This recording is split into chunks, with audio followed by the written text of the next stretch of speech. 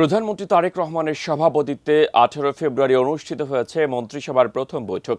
এই বৈঠকে 180 দিনের কর্মপরিকল্পনার পাশাপাশি পবিত্র রমজান মাসকে কেন্দ্র করে বেশ কিছু গুরুত্বপূর্ণ সিদ্ধান্ত নেয় তারেক রহমানের সরকার। এরপরই মাফিয়া ব্যবসায়ী ও বাজার সিন্ডিকেটের বিরুদ্ধে যুদ্ধ ঘোষণা করেছেন মুক্তিযুদ্ধ বিষয়ক মন্ত্রণালয়ের প্রতিমন্ত্রী ইশরাক হোসেন। বিস্তারিত জানাচ্ছেন শেখ ফরিদ। নিজের প্রথম কার্য দিবসে রমজানকে সামনে রেখে মজুতদার ও বাজার সিন্ডিকেটের বিরুদ্ধে কঠোর অবস্থানের ঘোষণা দিয়েছেন মুক্তিযুদ্ধ বিষয়ক মন্ত্রণালয়ের প্রতিমন্ত্রী ইশরাক হোসেন। 18 ফেব্রুয়ারি সামাজিক মাধ্যম ফেসবুকে দেওয়া এক পোস্টে এমন ঘোষণা দেন তিনি। ফেসবুকে হুঁশিয়ারি দিয়ে ইশরাক লিখেন, রমজান মাসে খাদ্যদ্রব্য, ভোজ্য তেল ও ভোগ্যপণ্যের সবচেয়ে বড় আমদানিকারক সিন্ডিকেট বসুন্ধরা, ফ্রেশ, সিটি, টিকে, নাবিল, এসিআই ইত্যাদি মজুতদার ও পাইকারদের উদ্দেশ্যে কঠোর হুঁশিয়ারি দিচ্ছি। আমি বুঝি নির্মাণের শিল্প, সালাম স্টিল বোঝে ডিউরেবিলিটি। সালাম স্টিল, মোস্ট ডিউরেবল স্টিল। মুক্তিযুদ্ধ বিষয়ক প্রতিমন্ত্রী লিখেন, আমার নির্বাচিত সংসদীয় আসন থেকেই এই কার্যক্রম শুরু হবে এবং প্রয়োজন হলে তা সারা দেশে বিস্তৃত করা হবে।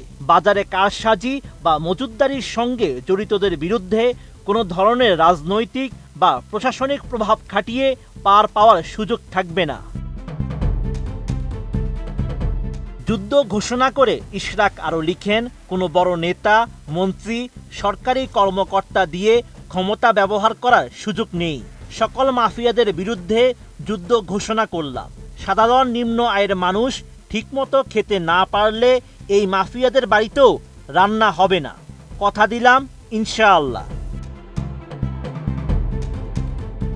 এর আগে প্রধানমন্ত্রী তারেক রহমানের নেতৃত্বে অনুষ্ঠিত হয়েছে নতুন মন্ত্রিসভার প্রথম বৈঠক।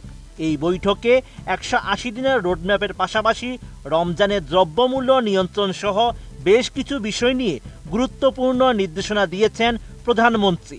এমন তথ্যই জানিয়েছেন প্রধানমন্ত্রীর উপদেষ্টা জাহিদুর রহমান। প্রধানমন্ত্রী আমাদেরকে এই বেসিক কয়েকটা কথা মূলত ক্যাবিনেটকে বলেছেন, সেটা হচ্ছে তারা যেন এই সরকারের কাছে জনগণ যে প্রত্যাশা করে একটা ট্রান্সপারেন্ট এবং একটা এফেক্টিভ সরকার, সেটা নিয়ে তিনি খুব সিরিয়াসলি সবাইকে স্মরণ করিয়ে দিয়েছেন। এর বাইরে রমজানে যেসব চ্যালেঞ্জগুলো আসতে পারে, দ্রব্যমূল্য, বিদ্যুৎ, বাড়ি ফিরে যাওয়া, এসব নিয়ে যেসব সংকট সাধারণত তৈরি হয় সেগুলো যেন ঠিকঠাক মতো ফেস করা যায় সেগুলো।